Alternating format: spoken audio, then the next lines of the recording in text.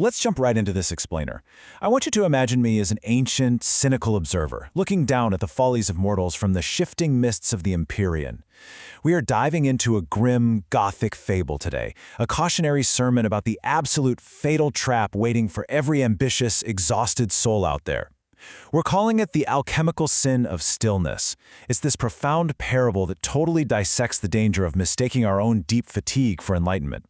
Really, it's a story for anyone who's ever felt the crushing weight of constantly striving and just desperately wanted to stop. To really grasp the gravity of this tale, let's look at this quote. "The scholar sought the sun and was incinerated. The boy sought the future and was withered."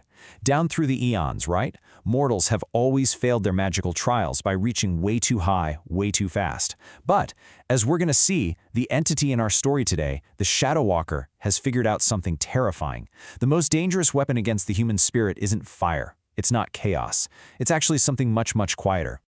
Here's where things get super interesting. The Shadow Walker's form has completely changed. He's no longer this roaring demon of swallowed stars and chaotic flame. No, instead, he manifests as living ink. So what is that exactly? Well, it's this viscous, obsidian fluid straight from Niflheim, and it literally pulses with the heavy, slow rhythm of a tired heart.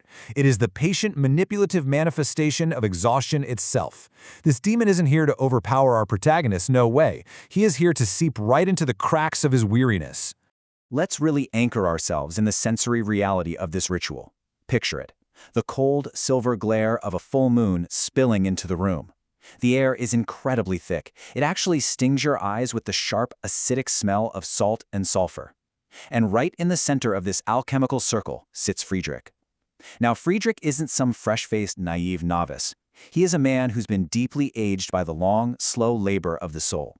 He's steeped in intellectual desperation, holding a quill over an inkwell that suddenly feels unnaturally, impossibly heavy. He thinks he's preparing for the fight of his life. Okay, so the ritual begins. Friedrich dips his quill into that incredibly heavy ink. But instead of writing, the spilled fluid literally begins to crawl across his ancient scrolls. As the moon hits its absolute zenith, a towering figure of liquid darkness rises up right from the parchment. The Shadow Walker has materialized. Friedrich has officially summoned the very darkness he was desperately trying to bind. Now, this moment right here brilliantly illustrates the horrific subversion at the core of this fable. Friedrich had set up all his magical wards for a massive, violent, macro-level demonic struggle. He was fully expecting fire, fury, the whole shebang. But the Shadow Walker's tactic? It's just patient malice. The towering demon doesn't strike. It doesn't roar. It simply lowers itself, sits on the floor right beside the weary man, and just watches him. It just waits. Imagine the demon speaking in this gravelly, echoing voice, kind of like the slow drip of water in a totally lightless cave. "You are so very tired, Friedrich." Wow. That is the Shadow Walker's opening psychological strike. He doesn't go after Friedrich's magical wards, he goes right for his emotional endurance. He names the exact truth that Friedrich has been desperately trying to outrun his entire life, his absolute, bone-deep exhaustion. And then, the demon asks these incredibly seductive, paralyzing questions. And honestly, I want to pose them directly to you watching this explainer right now. Why must every today be a vessel for mastery? Why must the weight of the stone always be the weight of the self? Think about that. The Shadow Walker is challenging Friedrich's entire lifetime of continuous striving. He's weaponizing the man's own intellectual desperation, making the sheer act of trying seem like some cruel, pointless punishment. And here is the crux of the trap. The absolute most insidious temptation isn't power. It's agreement with your own weariness. The Shadow Walker isn't offering Friedrich a magical shortcut to ultimate mastery, and he isn't offering endless chaotic pleasure either. He's offering a passive surrender to complacency, but he's brilliantly dressed it up in the holy, untouchable robes of inner peace. He is literally giving him permission to just give up. Which brings us to the demon's ultimate fatal command. Stop striving. Become the stone you once hated. The stone does not err, the stone does not burn, the stone simply is. That right there is the trap. The demon presents absolute stillness not as a massive failure, but as a form of flawless existence. Look, if you stop moving, you stop making mistakes, right? It's a terrifyingly logical argument to a soul that is just completely, utterly drained. Let's walk through the horrifying mechanics of how he actually falls.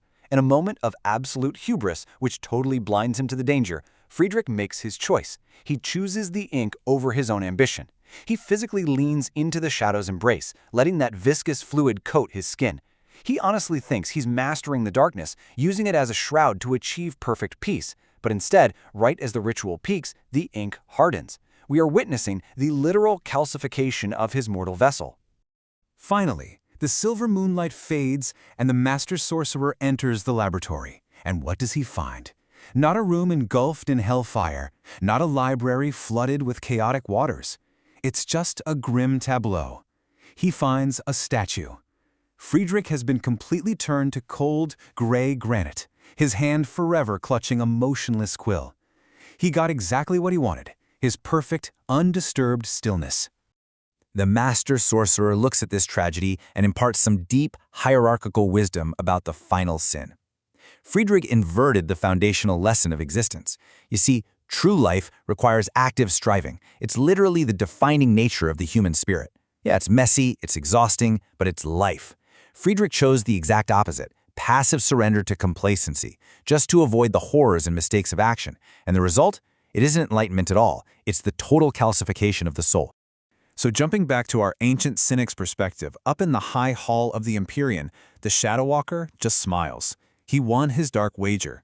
As the old saying goes, complacency dressed as peace is the hardest shadow to name.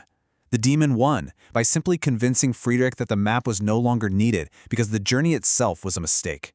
He didn't even have to destroy Friedrich. He just had to convince him to stop moving. Let's quickly look at the core warnings from this Gothic fable before we wrap up. First, the most dangerous attacks on our ambition usually come from the void, from nothingness, not from active chaos. Second, when we are profoundly tired, we are incredibly vulnerable to mistaking fatal stagnation for true enlightenment. And third, without continuous, active striving toward a higher purpose, you don't find peace. You just become a monument to your own exhaustion. I'm going to leave you with this final, chilling question to think about. As you look at your own goals, your own moments of burnout, your own life, is your desire for inner peace actually just an agreement with your own exhaustion? It's a super provocative thought and one that should really force all of us to reevaluate when it's time to rest and when it's time to pick the quill back up and keep writing. Thanks for joining me for this explainer. Keep striving.